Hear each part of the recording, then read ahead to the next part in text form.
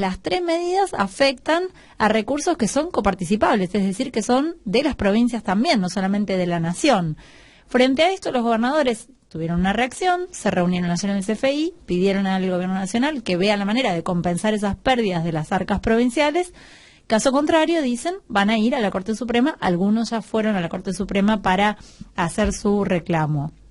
Para hablar sobre este tema estamos en comunicación con el diputado nacional Pablo Cosiner, presidente del Interbloque Argentina Federal. ¿Qué tal? Buenas noches, Pablo. Gabriela Pepe, Marcelo Falac, te saludamos. ¿Qué tal? ¿Cómo están? Muy buenas noches. Buenas noches. Bueno, queríamos que nos contaras un poco cuál es la postura de las provincias, porque hoy hubo muchas reacciones, ya ayer y hoy, ¿no?, por parte de dirigentes del oficialismo, diciendo que las provincias son, o los gobernadores, que son unos irresponsables, que son ingratos de alguna manera, porque en todo caso estas medidas son para aliviar, las medidas que anunció el gobierno nacional son para aliviar el bolsillo de los argentinos, muy golpeados frente a la última devaluación, y que en todo caso los gobernadores lo que no quieren, justamente lo que evitan de esta manera, es justamente ese alivio a la economía. ¿Ustedes cómo lo ven? ¿Cómo se puede compatibilizar esa defensa de las cuentas provinciales con el alivio al bolsillo de los ciudadanos? Ahora, hay dos temas, una cuestión legal y una cuestión política. Desde lo legal, vos no podés disponer plata que no es tuya. Es sencillo. O sea, el gobierno nacional no puede disponer de las plata de las provincias para tomar ninguna medida, por más buena que sea. De ahí podemos entrar a discutir si es tan buena o no es tan buena, o es tardía y improvisada, como creemos que son varias de esas medidas. Pero lo principal es que las medidas que ha tomado el gobierno nacional se financia casi en la mitad con fondos de las provincias, que le pertenecen a las provincias. Entonces los gobernadores, como administradores de esos fondos, porque no son los dueños, son los administradores, tienen la obligación y la responsabilidad de hacer este reclamo, porque si no podrían ser susceptibles de que los acusen por incumplimiento de deberes de funcionario público. Los fondos son coparticipables, lo que hace el Estado Nacional es recaudarlo y después lo tiene que permitir automáticamente a las provincias. Con lo cual ni siquiera fueron consultadas las provincias sobre las medidas y sobre la posibilidad de disponer de esos fondos. Entonces, te sacaron el fondo de la soja, te transfirieron lo que son subsidios, o sea, te sacaron subsidios, te transfirieron las cargas de soportar tema de transporte, y se firmó el acuerdo federal, donde también se obligó a bajar impuestos. Las 20 de 24 provincias han logrado el equilibrio fiscal o están en superávit. Entonces, lo que dicen las provincias es, por lo menos no hubiesen consultado si estamos de acuerdo o no, hasta qué punto podemos soportarlas o no, y si se van a compensar o no estos fondos, ¿no? Porque por otro lugar, las provincias, con el proceso inflacionario que hay, tienen que salir a cubrir no solamente proveedores, sino fundamentalmente los salarios de los agentes del sector público en cada provincia, en donde muchas veces esos acuerdos están enganchados a la inflación. Entonces, te aumentan los costos y te disminuyen tus ingresos. Claramente es lógico el planteo de las provincias. Y desde lo político, no se está cuestionando si la medida es buena o es mala. Se está haciendo un planteo sobre la legalidad de los fondos. Entonces, después podemos entrar a discutir cómo llegan estas medidas. Después de una devaluación del 30%, pensar que la disminución del 0% del IVA a los alimentos te va a cubrir cuando ya fueron remarcados los precios luego de la devaluación, o el cambio de mínimo no imponible de ganancias, 2.000 pesos por mes, creer que va a servir para soportar también esa pérdida de poder adquisitivo, me parece que es minimizar la profundidad de la crisis. Y por otro lugar, siempre el gobierno te tilda de populista, de irresponsable, de demagogo, cuando tiene debilidad, cuando el Congreso aprobó la ley de tarifa, o cuando aprobamos la ley del mínimo imponible para bajarlo, o la ley de emergencia laboral, fue la misma la reacción del gobierno. Sí. Cuando vos propones las medidas, sos irresponsable, sos demagogo. Cuando la proponen ellos, está todo perfecto. Marcelo Falac, diputado, a Salta esto le pega por todos lados, porque obviamente la baja del IVA, la cuestión de ganancias y también el congelamiento de los combustibles. ¿Realmente se compromete la posibilidad de Salta de hacer frente a sus obligaciones, por ejemplo, salariales con esto? ¿Qué perjuicio están midiendo ustedes? Y alrededor de 1.200 millones de pesos. ¿Y esto los compromete para el cumplimiento de esas obligaciones inmediatas? Salta tiene un equilibrio fiscal, yo creo que obviamente te obliga, en el caso de Salta, por ahí otras provincias tienen distinto, pero Salta te obliga a reestructurar seguramente el gasto, ¿no?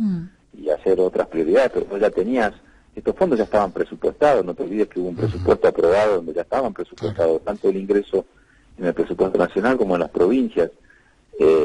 Hay un problema, nosotros hemos acordado la evolución del salario atada a la inflación y el compromiso que tiene con el sector público. Claramente perjudica. No creo que llegue, digamos, a impedir el pago de los salarios porque la provincia está ordenada, pero no hay derecho a que te toquen los fondos que son tuyos y te obligan a reestructurar, a por ahí paralizar otro tipo de gastos o inversiones que vos pensabas hacer. Entonces, sí te perjudica. No creo que en el caso de Salta desordene toda la administración, porque es una administración que está ordenada, pero tampoco eso puede legitimar la apropiación de esos recursos que hace el gobierno nacional, ¿no? Pablo, dos cosas. Por un lado, ayer estaban circulando unas cuentas que tenían los gobernadores que daban un número, como vos más o menos mencionabas, alrededor de 1.800 millones para algunas provincias. El gobierno nacional tiene unos números completamente diferentes, ¿no? Porque ellos hacen un cálculo, dicen que calculando la inflación, el aumento de la recaudación, entonces no es el número que están diciendo las provincias, no, es sensiblemente menor.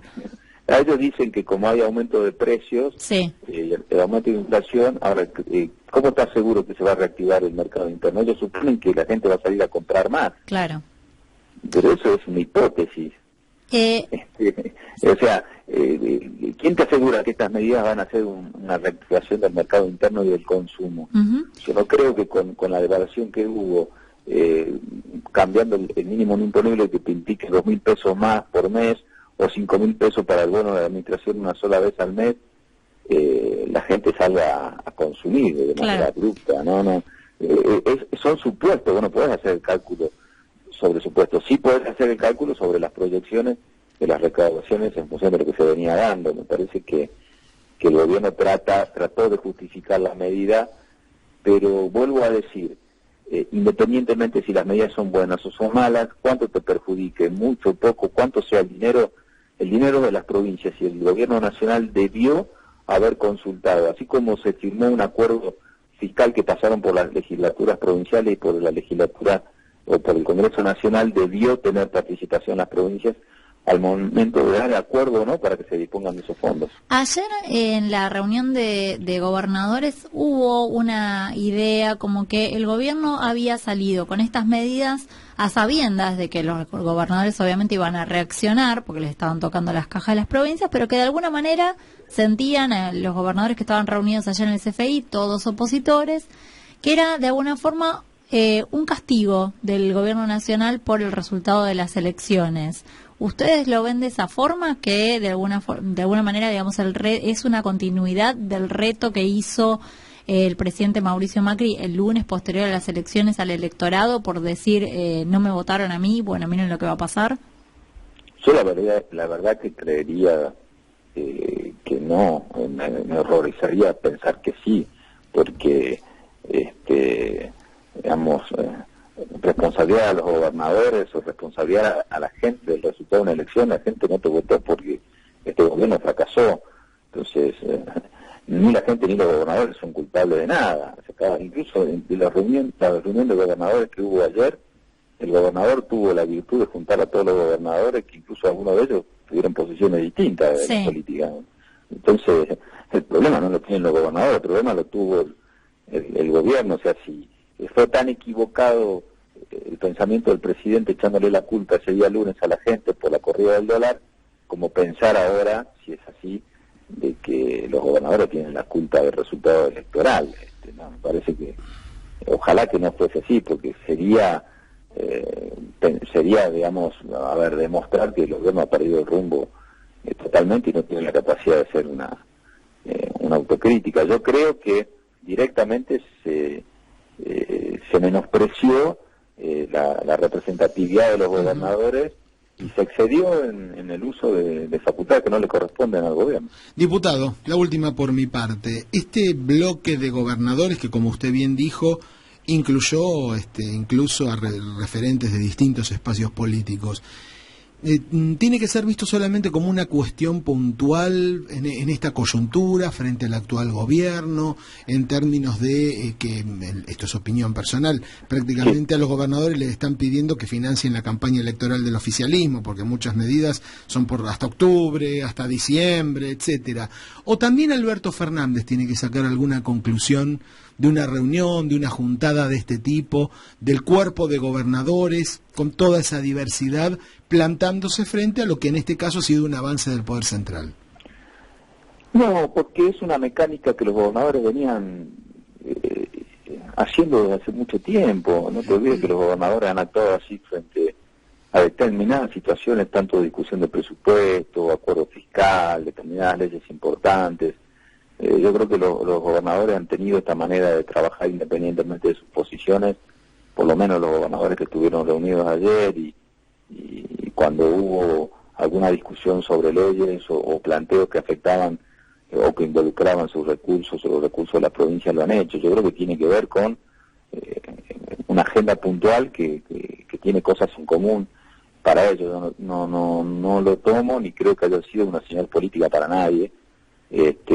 Y agrego una cosa más, los gobernadores tampoco merecían este destrato por parte del presidente, porque estos gobernadores que estuvieron sentados allí fueron artífices de la gobernabilidad. Bueno, ellos les reprochan a usted, a los gobernadores, a ustedes como representante, digamos, de un gobierno provincial, aunque es diputado y es representante del pueblo de la nación, les reprochan ser ingratos porque dicen que este gobierno es el que más hizo por las provincias, transfiriéndole recursos de manera automática y permitiendo que las que eran deficitarias pasaran a estar equilibradas. No, el gobierno lo que hizo es hacer lo que tenía que hacer.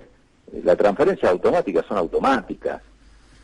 Acá no hubo ningún trato privilegiado, y lo que fue adicional fue por orden de la justicia, porque hubo provincias que ganaron juicios en su momento y tenían que pagar lo que la justicia dice. Ahora estos gobernadores son los que acompañaron muchas medidas y leyes, aún asumiendo costos políticos, para no generar la idea de que había un sector político que apostaba al fracaso de un gobierno, y se bancaron las discusiones del presupuesto, y nunca empujaron al gobierno a ninguna situación de crisis. Entonces yo creo que el destrato está en no haberlos convocado a dialogar, para decirle, tenemos pensado esto, ustedes qué piensan, qué opinan, cómo lo podemos compensar, cómo lo podemos trabajar. De eso estoy hablando. Me parece que por lo que han aportado los gobernadores durante todos estos años, no merecían este destrato, ¿no? Diputado Cosiner, muchísimas gracias por la charla. Le mandamos un abrazo. No, gracias a ustedes. Hasta luego. Muchas gracias. Hablábamos con el diputado Pablo Cosiner, diputado salteño.